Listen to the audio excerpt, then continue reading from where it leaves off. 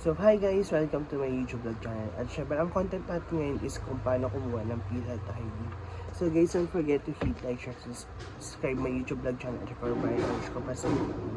so guys, kapag nakita niyo yung pangalan ko, i-click na kami kung subscribes para manalo ka minsan ng freebies sa akin. At syempre guys, ito yung itsura ng PhilHealth ID. Yan siya guys. So guys, ang una niyong gagawin is visit any PhilHealth branch na kung saan makakuha kayo ng PhilHealth na ID. Siyempre, pupunta ka doon para mag-inquire ka para makakuha ka ng PhilHealth ID.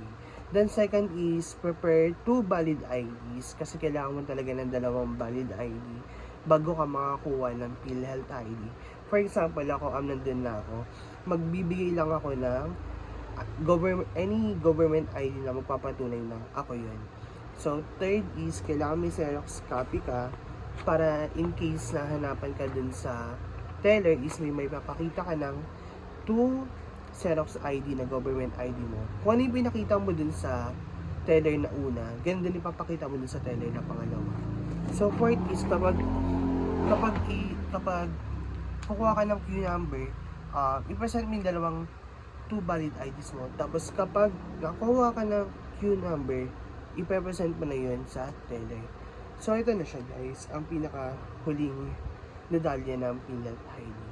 So, kapag na-present mo na yun, yung 2 valid IDs mo, at saka yung 2 Xerox ID, is pwede ka na makaredeem ng PhilHealth ID.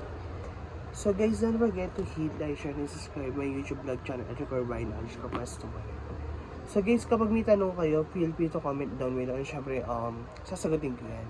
So guys, yun lang and see you on my next one. Bye!